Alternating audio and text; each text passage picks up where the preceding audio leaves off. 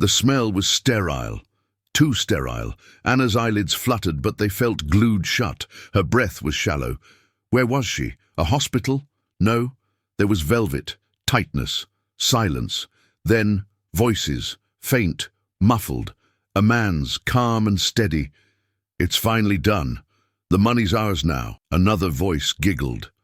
A woman. Anna's heart froze. That was Michael, and the woman wasn't her. She couldn't move, couldn't scream. Her body felt trapped inside someone else's skin. Her name was Anna Carter. 31 years old, 8 months pregnant, and by all appearances dead. But her mind was awake enough to recognize the voices outside her casket.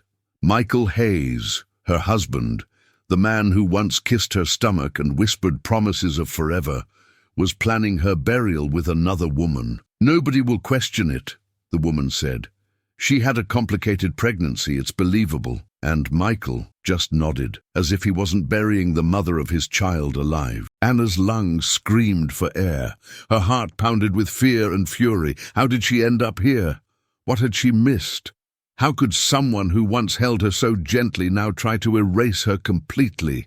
This is the story of how she faced the unthinkable and uncovered something no one could ever have imagined. But at that moment she had no idea what was coming. Anna Carter wasn't supposed to be a statistic. She was the kind of woman people admired in passing, without ever really knowing her story. Born to a cleaning lady and a mechanic in a quiet suburb of Ohio, Anna learned early that nothing came easy. She scrubbed classrooms after school while studying for exams in the same hallways she cleaned, but she never complained. That was just life. By 25, she'd put herself through night college. By 29, she was leading a literacy program in one of the city's most underfunded districts. The kids called her Miss Anna, and some even slipped up and called her Mom. She'd smile every time. Love, though, that was trickier. Her heart had always been cautious, and with good reason. She'd watched her own mother cry too many nights when her father came home late, drunk or distant. Anna promised herself, never a man like that. Then came Michael Hayes. He was brought in as an IT consultant to upgrade the school's systems. Neat suit, clean smile, easy laugh. He asked about her work, listened to her stories, even joined her once at a community fundraiser, wearing a Read With Me t-shirt like it meant something. She didn't fall fast, but when she fell, it was real. Rachel, her best friend since middle school, raised an eyebrow early on. Something about him feels too polished, she'd warned. But Anna just smiled. Maybe I deserve someone polished for once. Within a year, they were living together. 6 months after that, she found out she was pregnant. Michael's reaction was mixed. He smiled, yes, said all the right things, but there was something under his words, a calculation, a pause too long. A baby? Wow, that's fast. I just wasn't expecting it this soon. Still, he insisted on taking care of everything. Doctor's appointments, nursery shopping, even managing her paperwork at work so she could rest more. Looking back, that's when she started handing him control. Rachel noticed the change. He's getting into everything, Anna, your finances, your schedule. But Anna defended him. He's just helping. He loves me. She believed it until the day she fell down the stairs at the school. Hard. She was 6 months pregnant. And that's when everything began to unravel. Anna's biggest dream had never been wealth or recognition or even safety. It was something quieter, something softer, a home, the kind she never really had growing up. A place where laughter wasn't followed by slammed doors, where love didn't come with bruises or silence. And for a while, she thought she was building that. With Michael, the pregnancy had filled her with a joy so fierce, she used to cry just brushing her fingers over her belly in the morning. She named the baby in secret, Elijah if it was a boy, Maya if a girl. She didn't tell Michael, not yet. It was hers and the baby's. But the day she fell, that was when the light started flickering. She remembered the morning clearly. Michael had insisted on picking her up from the school. "You're too tired to drive," he'd said. But she left a meeting early and decided to surprise him instead. As she came down the stairs near the teacher's lounge, her foot slipped, or maybe it was something on the step, something slick. The fall was instant. Pain shot through her back and ribs, but the fear, that came after. When she realized her abdomen had hit the landing, she was rushed to the hospital. Monitors, IVs, panic. But somehow, the baby was okay, bruised but okay. Michael arrived late. He said traffic. He looked panicked, but something about his face felt off. A little too performative, too prepared. Rachel came to visit that night and sat by her bedside while Anna dozed. When Anna woke, Rachel was staring out the window, arms crossed. "That fall wasn't normal," she said quietly. "The janitor told me someone saw Michael in the stairwell earlier that morning, right where you slipped." Anna's stomach turned. "That doesn't mean anything." "I know. But you don't find it strange that he's suddenly managing all your accounts? Or that he had you sign a power of attorney form last week?" Anna had dismissed it then. Pregnancy hormones, stress, paranoia. But her sleep was different after that. Restless, tense. Then came the night before the funeral. She remembered eating dinner with Michael. He'd made her favorite, chicken marsala, and even brought her prenatal vitamins himself. She'd gone to bed early, dizzy, cold, a headache blooming behind her eyes. The next memory she had was waking up in velvet darkness, and even then, part of her still believed he wouldn't do this. Not him, he couldn't. But deep down, a quieter voice whispered, he already did, and she still thought maybe she could fix it. It was cold, but not like winter. It was the cold of stillness. The kind of cold that wraps around your bones and whispers, "You're not supposed to be here." Anna's eyes refused to open at first. Her limbs felt like stone. Her chest was tight. But what terrified her most was the silence pressing against her ears. Dense, padded silence, like sound itself had died. Then, faint voices, muffled through wood. She tried to breathe deeply and felt the tight walls of velvet surrounding her ribs. Casket. She was in a casket. Panic exploded inside her like fire in a sealed room. Her throat tried to scream, but only a faint gasp escaped. Then she heard it again. His voice. "Michael, right outside. 30 minutes and it's done. After that we disappear, and no one will ever ask what really happened." A pause. A chuckle. She never saw it coming. Another voice. Female. Cold. "Guess the sleeping pills finally did their job. I thought she'd fight harder." "You sure the baby's gone too?" Anna's heart shattered. Michael's answer came slow, deliberate. "Doesn't matter. They'll be buried together." That was the plan. She couldn't move, couldn't breathe, couldn't believe. Everything blurred. The house they'd picked out together. The ultrasound pictures pinned to the fridge. The letters she'd written to their unborn child. The quiet hum she used to sing while folding onesies. All of it, crushed beneath the weight of this betrayal. The father of her child. The man she let into her soul. He had tried to erase her. The claustrophobia became unbearable. She clawed at her mind, screaming inwardly for her body to respond. Just one finger, one twitch. Anything, but there was nothing. She remembered what Rachel said. "Be careful with men who are too charming. Sometimes charm is just silence with a costume." Her mother, Margaret, had always warned her too. "Love is not grand gestures, Anna. Love is who stays when no one's looking." But she hadn't listened. And now she was going to die here, in silence, in velvet, with her baby. Tears pushed from the corners of her eyes, soaking the satin beneath her head. She wasn't ready to die. Not like this. Not when she hadn't even met her child. Not when she hadn't told Rachel she was right, or hugged her mom one last time, or looked Michael in the eyes and asked why. The voices faded. Steps moved away. And then, quiet. No footsteps. No voices.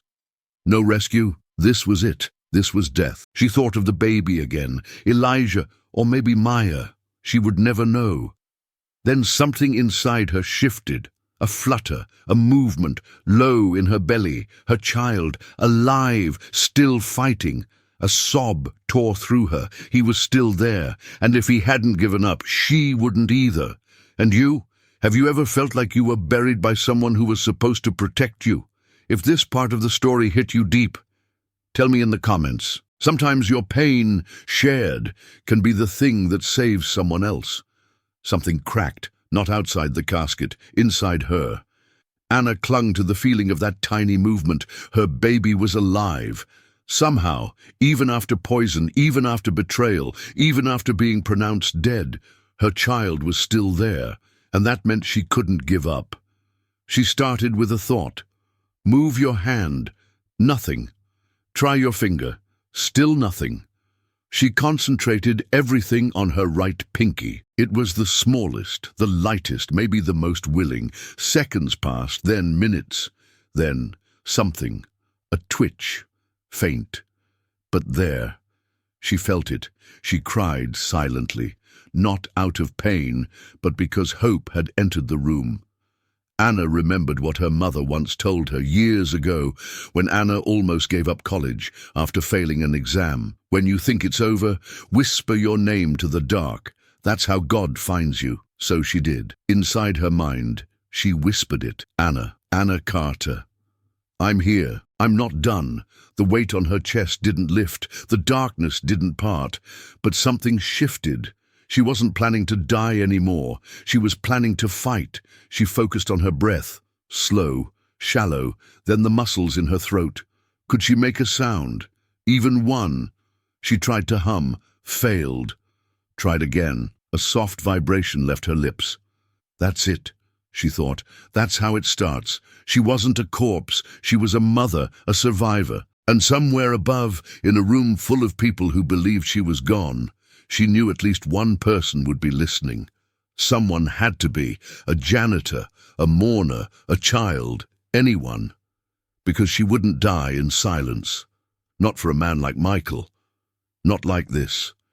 She had no idea what her body could still do, but she had a new goal. Make noise, make movement, make them see. For her child, for the girl who used to mop floors dreaming of something better, for herself. The sound was barely audible, more vibration than voice, but it was real. Anna repeated the hum again, this time pressing her throat harder against the velvet lining. Her right finger twitched, then again. A pulse of adrenaline surged through her, and she focused all her energy on that one hand. Knock, she thought, just once, let them hear. Her fist wouldn't form, but her wrist turned just enough. She slammed it weakly against the casket's lid. Thump. The sound was dull, muffled, but not silent. Outside, in the chapel, a young funeral assistant was adjusting flowers when he froze. He turned his head, eyebrows drawn. "Did you hear that?" he whispered to the man beside him. Michael, standing near the casket in his tailored black suit, eyes red from a performance of grief, snapped his head toward them. "It's the wood. Old. It settles," he said quickly, but the assistant walked closer. Thump. Again. Michael stepped forward, voice sharper now. "We should begin. She deserves peace." In the back row, an elderly woman clutched her rosary. Her name was Eleanor Price. She had known Anna's mother for decades. Suddenly she stood. "No, wait." Her voice trembled, but it cut through the tension like a blade. "I heard something." Everyone turned. Silence stretched. Then thump, thump. 2 deliberate knocks. Gasps filled the room. Anna heard them. She wasn't sure if they were real or imagined, but she felt the pause, the shift in energy beyond the wood. Her breathing grew faster. Michael's expression changed. The mask slipped, just a little. "Open it," Eleanor said. "Now." I don't think—" Michael stammered, stepping back. But the funeral assistant was already moving. Another knock. A sound, clear this time, escaped from within. A moan. The crowd erupted in chaos. Phones rang. Voices shouted. Someone screamed, "She's alive!"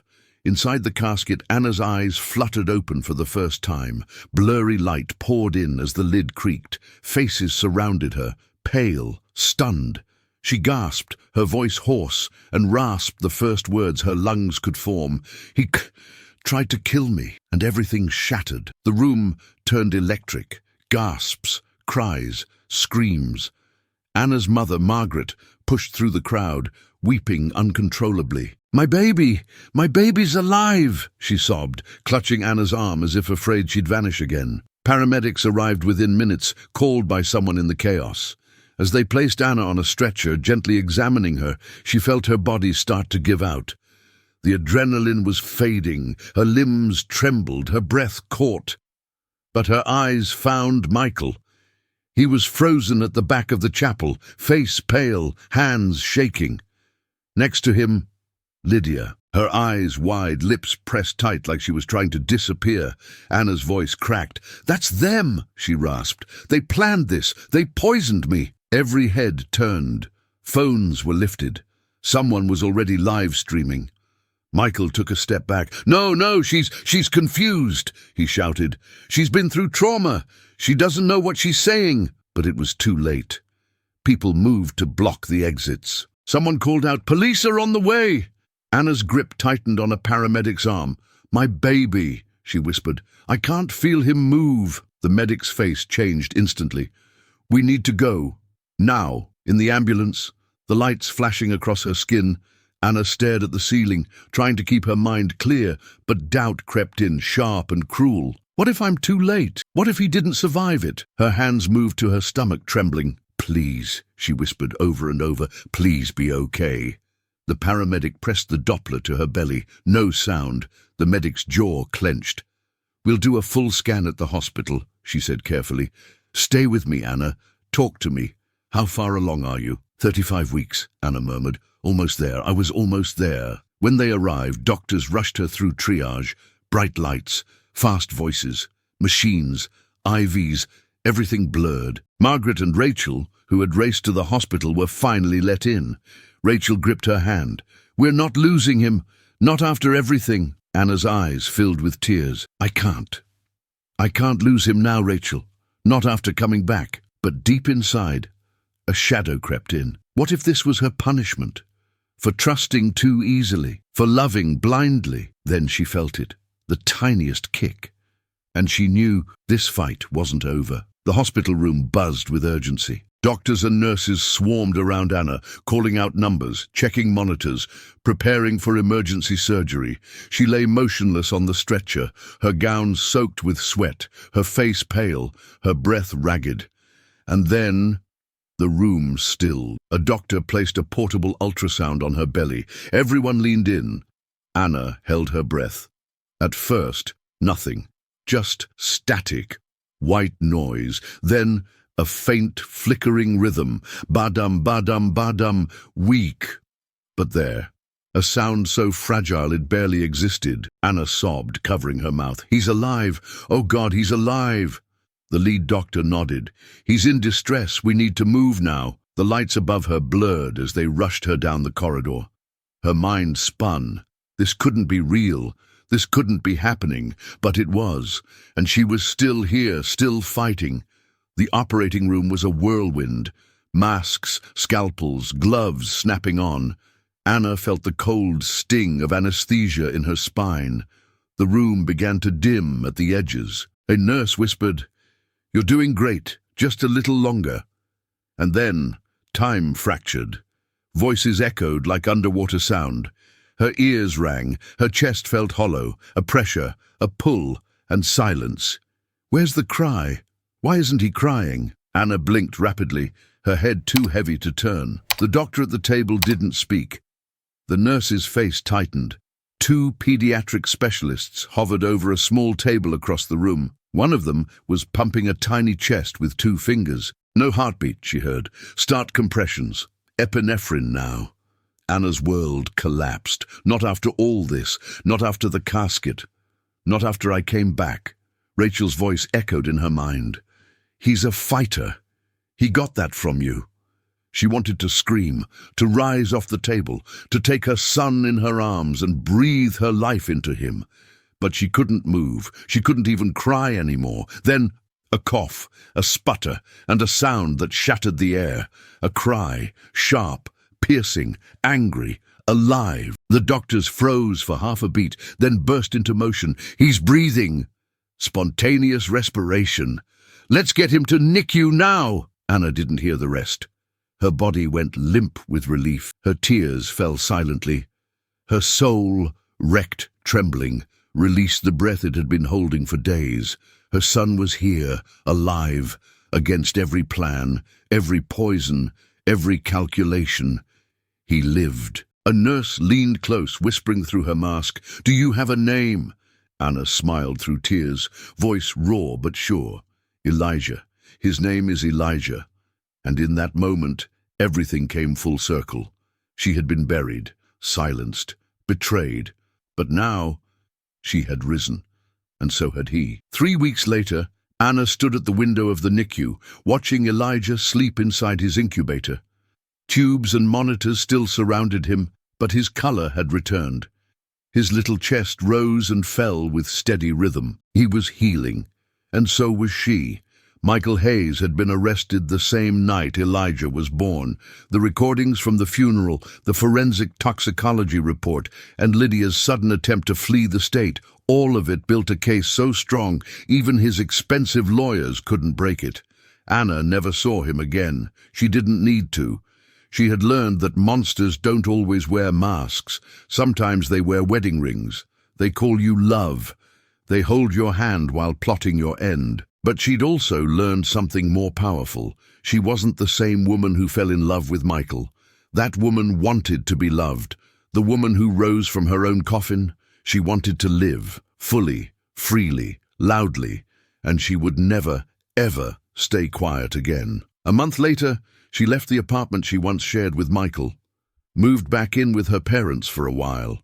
Elijah came home healthy, his tiny fingers curling around hers like he knew she'd fought for him. She began speaking at local shelters, schools, community centers, sharing her story, not because it was extraordinary, but because too many women never lived to tell theirs. She wasn't a victim, she wasn't a miracle, she was a mother, and that was enough to make her unstoppable. Maybe you've never woken up inside a casket, maybe your betrayal didn't come with poison, but heartbreak, silence, being buried emotionally by someone you trusted, that part, so many of us know. If you've ever had to rebuild piece by painful piece, if you've ever had to look in the mirror and say, "I'm still here, I still matter," then this story is yours too. Tell me in the comments, have you ever survived something no one thought you could? Your voice, your story, might be the light someone else is praying for right now. And if this journey touched you, leave a like. If you believe in second chances, in voices rising from silence, then subscribe. We have so many more stories to tell, and maybe next time it'll be yours.